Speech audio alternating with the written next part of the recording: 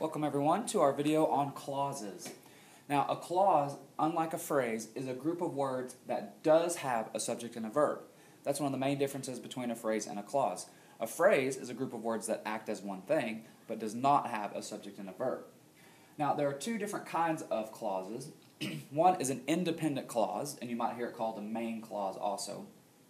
And an independent clause expresses a complete thought, and it could stand alone as its own sentence. Now, a dependent clause, and you may hear it sometimes called a subordinate clause, does not express a complete thought, and it would be a fragment if it was left by itself. It would not be a complete sentence. So, independent could stand on its own. Dependent relies on other parts of the sentence to make it complete. Let's see some examples. The window rattled. That could be its own sentence. That is a complete thought. That's an independent clause. The pitcher threw the ball. Again, that's a complete thought. It has a subject and a verb, expresses a complete thought. That's independent clause. Now, after the game was over, it has a subject and a verb, subject being the game and verb being was, but it doesn't have a complete thought. It leaves you wondering, well, what happened after the game was over? And that's why it's a dependent or subordinate clause. While the class listened. Well, what was going on while the class listened? That's one of the ways you can tell it was a dependent clause, because it just doesn't feel like it's complete, and it's not. In this sentence, though, we have both. We have the class listened while the teacher explained clauses. The class listened could be its own sentence. That's a complete thought. I could put a period right there, and that would be it. Okay? But while the teacher explained clauses could not be its own sentence. There's something missing there. Okay? And you'll notice this word while. That's really the key on these things. This is what makes it where it can't stand on its own. I could say the teacher explained clauses, and that could stand alone. That could be its own sentence. But when I put the word while in there, that makes that clause weaker to where it can't stand on its own. And those words that we put in clauses that make them weaker have a special name, and those are called subordinating conjunctions, because they subordinate, or they make weaker, the clause so it can't stand on its own.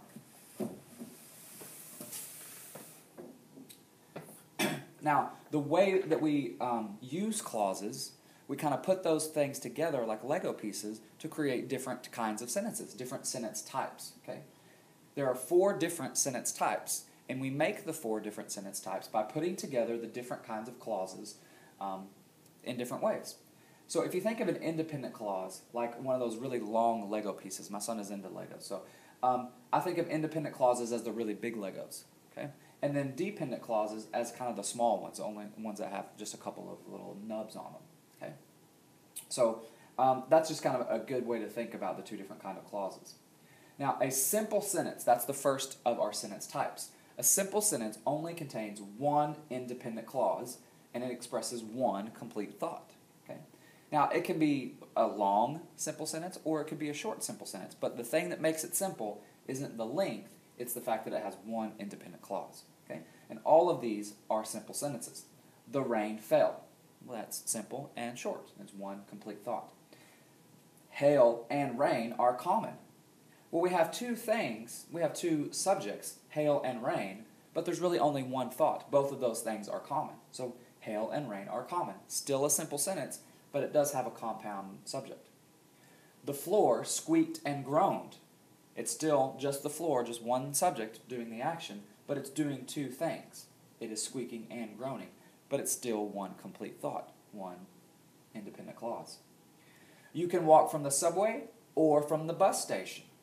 Again, that's just one thought, something that you can do. You can either walk from the subway or from the bus station. That is a simple sentence that has a compound object, but it's still a simple sentence. Okay.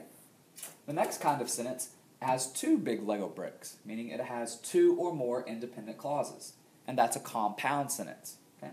A compound sentence needs a strong connection, because those 2 things could stand alone by themselves, so they need more punctuation to put them together. Okay? The way you would punctuate a compound sentence is either with a semicolon, that's good enough all on its own, or if you don't use a semicolon, you use a comma and a coordinating conjunction. And that's one of the fanboys. Our coordinating conjunctions are for and nor, but, or, yet, or so. Okay? So the equivalent of a semicolon is a comma and a fanboy. Both of those are equally correct in punctuating a compound sentence. I play volleyball in the fall. In spring, I run track. And I just have the semicolon, and that puts them together. I want to play basketball, but I am not tall enough. The comma and the fanboy is good enough to put those things together. But there's also an element of what you're connecting in a compound sentence does need to be related, otherwise you shouldn't put it together. Like, I love math class, and my dad is in Europe on business. Those two things don't really have anything to do with each other, so they probably shouldn't be together in the same sentence. Does that make sense? Hope so.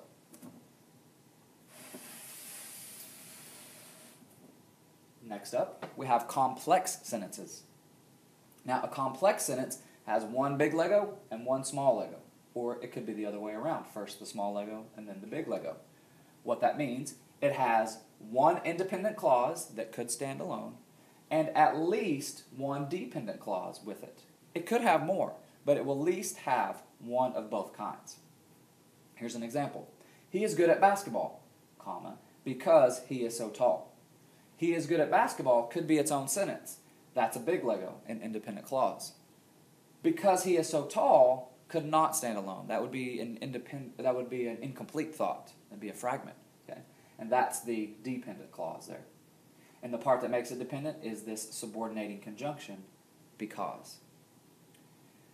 Until I get my own car, my mom will take me to school. The part that could stand alone in this sentence is my mom will take me to school. That's the independent clause. The part that can't stand alone, until I get my own car. Okay? And again, what makes that dependent is the subordinating conjunction, until.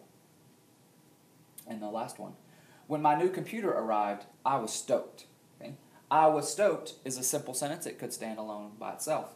But when my new computer arrived, even though that's a longer clause, it's still not complete. That word when subordinates it. It's a subordinating conjunction. It makes it weaker. Now the last one is kind of a combination of the previous two. We have compound complex sentences. And that's exactly what it sounds like. It's also compound and also complex, meaning it has two or more independent clauses, two big Lego bricks, with at least one or more dependent clause, at least one small Lego brick. And you don't see these sentences very often, and sometimes when you do, they're written incorrectly. They don't have the right punctuation. So they're kind of rare, but sometimes you do see them, as in this example. As Joan was leaving for vacation, she remembered to take her ticket, but she forgot her passport. Now, the part that is dependent, that could not stand on its own, is as Joan was leaving for vacation. Okay? Again, if I took as out of it and just had Joan was leaving for vacation, that would be a complete thought. That would be an independent clause. But the word as makes it feel like something is missing. Well, what happened as Joan was leaving for vacation? So that's dependent. It cannot stand on its own. But she remembered to take her ticket. That could stand on its own. And she forgot her passport. That could stand on its own. And we put them together the correct way with a comma and one of the coordinating conjunctions. But we could have just as easily used a semicolon for that. Okay. So 4 types of sentences: simple, compound, complex, and compound complex are all made by using just those 2 types of clauses, a dependent clause and an independent clause. Okay. Good luck, and we'll see you in class.